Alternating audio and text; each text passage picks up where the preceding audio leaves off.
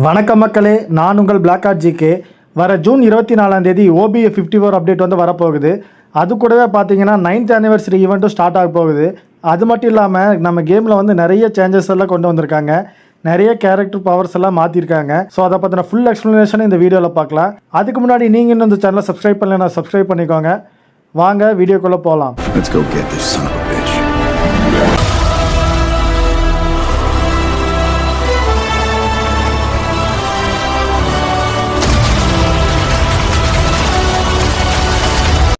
OB 54 அப்டேட்டில் 9th anniversary base பண்ணி வந்திருக்க ஃபஸ்ட்டு சேஞ்சஸ் என்னென்னு பார்த்தீங்கன்னா, நமக்கு வந்து கேம் லாபியே சேஞ்ச் ஆயிடுச்சுங்க. இது வந்து பார்த்தீங்கன்னா, நீங்கள் வந்து கேம் ஸ்டார்ட் ஆகும்போது வர லாபி இல்லை, இது வந்து நம்ம நார்மலாக நின்றுட்டுருப்போம்ல அந்த லாபியே சேஞ்ச் ஆயிடுச்சு. இதில் வந்து நீங்கள் வந்து பார்த்தீங்கன்னா நிறைய இது கொடுத்துருக்கேன். அதில் ஒன்று தான் இப்போ நீங்கள் பார்த்துட்ருக்கீங்களே, இந்த மாதிரி சீசாலாம் அங்கங்கே கொடுத்துருக்கேன். இதில் போய் நீங்கள் வந்து சீசா ஆடலாம். இது நீங்கள் தனியாகவும் ஆடலாம், உங்கள் கூட ஃப்ரெண்டு இருந்தால் ஃப்ரெண்டு கூடயும் நீங்கள் ஆடிக்கலாம். இதுக்கு அடுத்தது பார்த்தீங்கன்னா அப்படியே இந்த கீழே வந்து நிறைய கிரேனேடு அப்புறம் ஃபயர் ஒர்க்ஸ்னு நிறைய கொடுத்துருக்கான். இதெல்லாம் அப்படியே தாண்டிட்டு கொஞ்சம் போனீங்கன்னா பார்த்தீங்கன்னா நிறைய சீட்டு வந்து போட்டிருக்கான். இந்த சீட்டில் வந்து நீங்கள் வந்து உட்காந்துக்கிட்டு கொஞ்சம் நேரம் அப்படியே ஜாலியாக பார்க்கலாம். இதில் வந்து நீங்கள் என்ன ஜாலியாக பார்க்கலான்னு வந்து நீங்கள் கேட்பீங்க. ஆனால் அதுலேயே ஒரு இது கொடுத்துருக்கான். அது என்னென்னு பார்த்தீங்கன்னா இங்கே ஆப்போசிட்டில் உங்களுக்கு ஒரு ஸ்டேஜ் தெரியுதா? இந்த ஸ்டேஜில் நீங்கள் போனீங்கன்னா டான்ஸ்னு உங்களுக்கு ஒரு இது காட்டும். அதில் வந்து நீங்கள் டான்ஸ்னு கொடுத்தீங்கன்னா அதில் நிறைய மூமெண்ட் இருக்கும். அதில் நீங்கள் வந்து எதாவது வேணாலும் ஒன்று வேணால் சூஸ் பண்ணிங்கன்னா நீங்கள் பாட்டுக்கு ஆடிக்கிட்டே இருப்பீங்க. ஆடிக்கிட்டே இருப்பேங்கிற மாதிரி ஆடிக்கிட்டே இருக்கலாம். அதை வந்து நம்ம கேன்சல் தர வரைக்கும் நம்ம வந்து ஆடலாம். இதில் வந்து பார்த்தீங்கன்னா மொத்தம் ஒரு 7 மூவ் இருக்குது. இதில் வந்து உங்களுக்கு பிடிச்ச இது வந்து நீங்கள் எது வேணாலும் ஆடலாம். இது எல்லாமே லாபியில் தான். இது வந்து கேம் லாபி தான், நம்ம மேட்ச் ஸ்டார்ட் ஆகும்போது வர லாபியில் இல்லை. அது மட்டும் இல்லாமல் இதில் வந்து பார்த்தீங்கன்னா லான்ச்சர் பேடெல்லாம் கொடுத்துருக்கான். இது வந்து சும்மா தான், இதில் நீங்கள் மேலே போகலாம், போகும்போதே இடிச்சுட்டு எங்கேயாவது விழுந்துருவீங்க. ஸோ இதில் சும்மா போய்க்கலாம். அப்புறம் இப்போ இங்கே நீங்கள் பார்க்குறீங்களா, இங்கே வந்து பார்த்தீங்கன்னா ஃபைட் நடந்துகிட்ருக்கோம் 2 பேர்த்துக்கு ரேண்டமாக. இதில் வந்து நீங்கள் இங்கே நின்னீங்கன்னா உங்களுக்கு இப்போ நான் என் மேலே வந்து 6ஆம் நம்பர்னு காட்டுதா, அது மாதிரி உங்களுக்கு க்யூ வந்து ஆட் ஆயிரும். இந்த க்யூவில் வந்து நீங்கள் வந்து 1ஆம் நம்பர் வந்தானே நீங்களும் போய் ஃபைட் போடலாம். உங்களுக்கு வந்து நான் சாம்பிள் இங்கே ஸ்பெக்டேட் காட்டுற பாருங்க.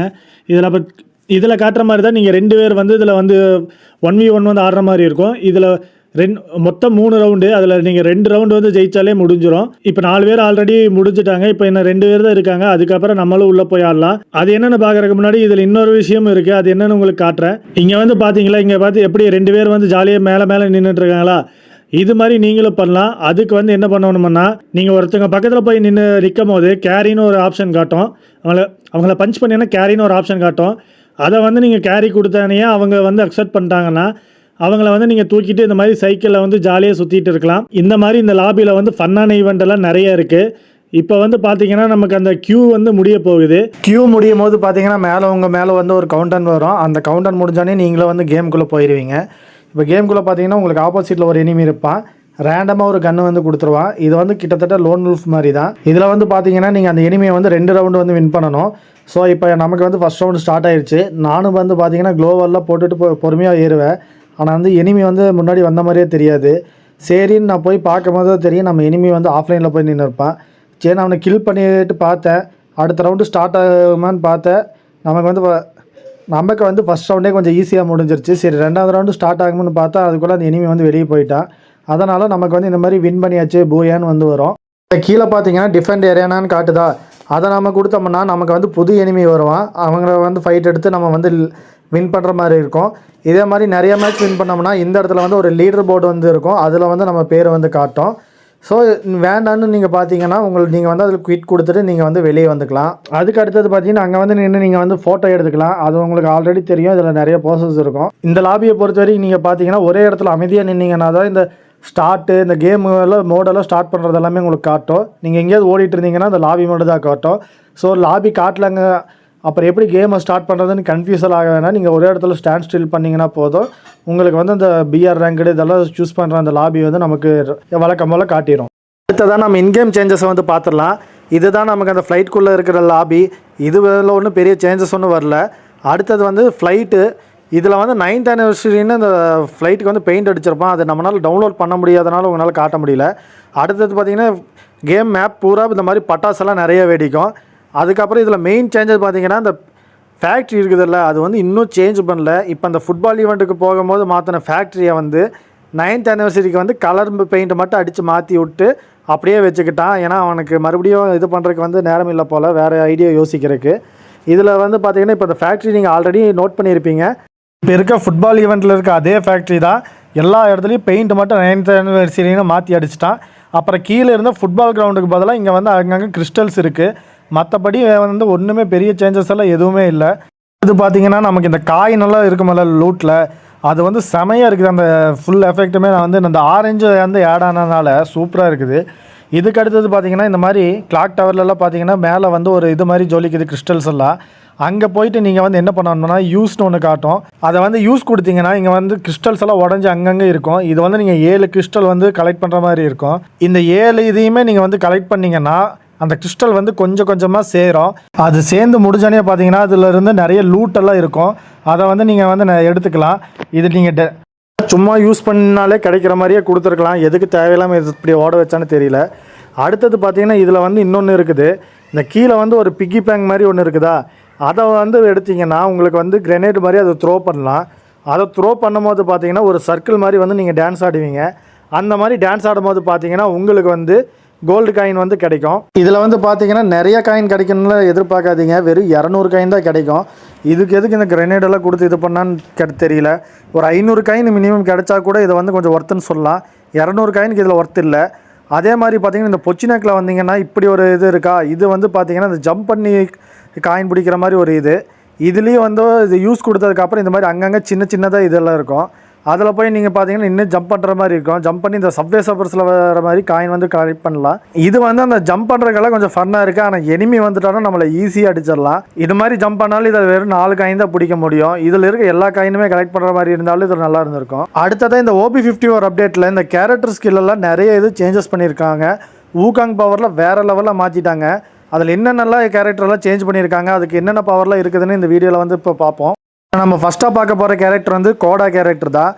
இதில் வந்து பார்த்தீங்கன்னா நார்மலாக எனிமி வந்து எங்கே இருக்காங்கன்னு வந்து காட்டுமா. ஒரு பவர் வந்து நம்ம யூஸ் பண்ணும் போது நம்ம டீம்மேட்ஸ்க்கும் எனிமீஸ் வந்து எங்கெங்கே இருக்காங்கன்னு மார்க் பண்ண மாதிரி காட்டும். நமக்கு காட்டுற மாதிரி காட்டாது. ஆனால் அவங்களுக்கு அந்த மேலே அந்த மெட்கிட்லாம் போடுவாங்கன்னு காட்டும் போல அந்த மாதிரி ஒரு மார்க் மாதிரி மட்டும் காட்டும். அப்புறம் இன்னொரு பவர் என்னென்னு பார்த்தீங்கன்னா எனிமி மேலே வந்து ஒரு ப்ளூ கலரில் ஒரு டாட் மாதிரி ஒன்று ஜொலிக்கும். அந்த மாதிரி ஜொலிக்கிற எனிமியை வந்து நீங்கள் அடிச்சிங்கன்னா அவங்களுக்கு வந்து 10 டேமேஜ் வந்து அதிகமாக விழுகும். இந்த 2 பவரில் எந்த பவர் வந்து ஒர்த்தான பவர், நீங்கள் வந்து எந்த பவரை யூஸ் பண்ணுவீங்கன்னு அப்படியே கமெண்ட்டில் சொல்லுங்கள். இதுதான் நம்ம பார்க்க போகிற கேரக்டர் வந்து கேசி கேரக்டரு. இது வந்து பார்த்தீங்கன்னா நார்மலாகவே நமக்கு டீம்மேட்டுக்கு வந்து ஹெல்த் வந்து மாற்றி ஏறிக்கிட்டு இருக்கும். இதில் வந்து இப்போ 2 பவர் வந்து என்ஹான்ஸ் பண்ணியிருக்கான். இதில் வந்து ஒரு பவர் பார்த்தீங்கன்னா நம்ம டீம்மேட்ஸை வந்து நம்ம ஹீல் பண்ணும்போது நமக்கு 60 HP வந்து ஏறும். இது வந்து ஓரளவுக்கு கொஞ்சம் நல்ல பவர் தான். அடுத்தது வந்து இன்னொரு பவர் இருக்குது. அந்த பவரை நம்ம யூஸ் பண்ணோம்னா நமக்கு அந்த கேசி மாதிரியே ஒரு பொம்மை வந்து வந்துடும். அந்த பவரை வந்து நம்ம யூஸ் பண்ணி அடிக்கும் போது நமக்கு எனிமிக்கு வந்து எக்ஸ்ட்ரா 3 டேமேஜ் வந்து விழுகும். இந்த டேமேஜ் வந்து பார்த்தீங்கன்னா நீங்கள் அடித்தாலும் வந்து உங்களுக்கு கணக்கெடுத்துக்கும். உங்கள் டீம்மேட்டு நீங்கள் அந்த பவரை யூஸ் பண்ணியிருக்கீங்களே அவர் வந்து அடித்தாலும் அந்த 3 டேமேஜ் வந்து உங்களுக்கு வந்து வரும். இந்த பவரை யூஸ் பண்ணி உங்கள் டீம்மேட் மட்டும் 197 டேமேஜ் கொடுத்தாருன்னு வைங்க, அந்த 3 டேமேஜ் உங்களுக்கு வந்து கில் வந்துரும்னு நினைக்கிறேன். இது மேபி ஒரு பக்காக இருக்கலாம். ஆனால் வந்து நம்ம விளையாண்டு பார்த்தா தான் இது தெரியும். இந்த 2ல் எந்த பவரை நீங்கள் யூஸ் பண்ணுவீங்கன்னு அப்படியே கமெண்ட்டில் சொல்லிடுங்க. அதான் நம்ம பார்க்க போகிற கேரக்டர் என்னென்னு பார்த்தீங்கன்னா ஹோமர். இந்த கேரக்டரில் வந்து அந்த ட்ரோன் மாதிரி பறந்து போய் வந்து எனிமே ஹிட் பண்ணுமல்ல, அது ஃபஸ்ட்டு கேரக்டர் வந்து ஸ்கில் வந்து என்ன அப்கிரேட் பண்ணியிருக்கான்னா அந்த ரேஞ்ச் வந்து அதிகப்படுத்தியிருக்கான். அந்த ரவுண்டு மாதிரி வர ரேஞ்சு வந்து கொஞ்சம் அதிகமாகிருச்சு. இப்போ ஒரு ஸ்குவாடே அங்கே இருக்குதுன்னா ஸ்குவாடில் இருக்க எல்லாத்துக்குமே அந்த டேமேஜ் வந்து வரும். ஃபஸ்ட்டு வந்து பார்த்தீங்கன்னா இந்த பவர் வந்து எனிமே ஹிட் பண்ண உடனே போயிடும். ஆனால் இப்போ வந்து 5 செகண்ட் வரைக்கும் இந்த இது வந்து இருக்கும். அதே மாதிரி எனிமே ஹிட் பண்ணால் நமக்கு வந்து 25 டேமேஜ் வந்து இந்த ட்ரோனில் வந்து ஹிட் பண்ணும்போது கொடுக்கும். அடுத்தது வந்து பார்த்தீங்கன்னா 2வது பவர் தான் இதில் வந்து சூப்பரான பவர். அது என்னென்னு பார்த்தீங்கன்னா நம்ம 2வது பவரை நம்ம யூஸ் பண்ணும் போது நம்மளும் அதே ட்ரோன் மேலே வந்து ஏறிட்டு மூவ் பண்ணுற மாதிரி இருக்குது. இந்த பவர் வந்து சூப்பராக இருக்குது. இதில் வந்து நான் வந்து பார்த்தீங்கன்னா இந்த 2வது பவர் தான் யூஸ் பண்ணுவேன். உங்களுக்கு நீங்கள் என்ன பவர் யூஸ் பண்ணுவீங்கன்னு கமெண்ட்டில் சொல்லுங்கள். அடுத்ததாக நம்ம பார்க்க போகிற பவர் வந்து வூகாங்கோடது. வூகாங்க்கு வந்து வேறு லெவலில் பவர் கொடுத்துருக்கான். அதில் வந்து ஃபஸ்ட்டு பவர் வந்து பார்த்தீங்கன்னா நம்ம வூகாங் கேரக்டர் ஸ்கில்லை யூஸ் பண்ணும் போது நம்ம வந்து ஃபுல்லாக மாறிடுவோம். ஆனால் நமக்குள்ளே இருந்து ஊக்காங் மாதிரி ஒரு கேரக்டர் வந்து வெளியே வந்து ஓடி போகும். எல்லோரும் அதுதான் எனிமின்னு நினச்சிட்டு அடிப்பாங்க. அந்த டைமில் நம்ம வந்து ஈஸியாக கில் பண்ணிடலாம். இது வந்து ஒரு ஒர்த்தான பவர் தான். இதுதான் சரி ஒர்த்தான பவர்னு பார்த்தா இதுக்கு அடுத்தது இன்னொன்று இருக்குது. அது இதை விட வேறு லெவலில் இருக்குது. அது என்னென்னு பார்த்தீங்கன்னா இப்போ புஷ் வந்து போட்டால் அதில் ஊக்காங்க போனால இது அதே மாதிரி நம்மள மாதிரி இன்னொரு 2 பூஸ்ட் வந்து எக்ஸ்ட்ரா இருக்கும். அது நம்ம மூவ் பண்ணுற மாதிரியே மூவ் ஆகும். அதை வச்சு நம்மளால் எனிமியை வந்து கன்ஃபியூஸ் பண்ண முடியும். இந்த ரெண்டுமே இதில் வந்து ஒர்த்தான பவர் தான். இதுலையும் நீங்கள் வந்து எந்த பவர் யூஸ் பண்ணுவீங்கன்னு நமக்கு கமெண்ட்டில் சொல்லிடுங்க. அடுத்ததாக நம்ம பார்க்க போகிற பவர் வந்து பார்த்தீங்கன்னா ஆஸ்காரோடது. இதில் வந்து 2 பவர் வந்து கொடுத்துருக்கான். அதில் வந்து ஃபஸ்ட்டு பவர் என்னென்னு பார்த்தீங்கன்னா, ஆஸ்கார் பவர் யூஸ் பண்ணோம்னா ஒரு குளோவல் மட்டும் தான் உடச்சிட்டு ஓடுவான். இப்போ வந்து பார்த்தீங்கன்னா சைடில் இருக்க 2-3 குளோவலில் அட் அ டைமில் உடச்சிட்டு ஓடுறான். நமக்கு வந்து ரேஞ்ச் வந்து இதில் வந்து இன்க்ரீஸ் ஆகிருக்குது. அடுத்தது 2வது ஒரு பவர் இருக்குது. அந்த பவரை யூஸ் பண்ணும்போது என்ன ஆகும்னா, நமக்கு வந்து 8 செகண்ட் இந்த கேரக்டர் ஸ்கில்லை வந்து யூஸ் பண்ணலாம்.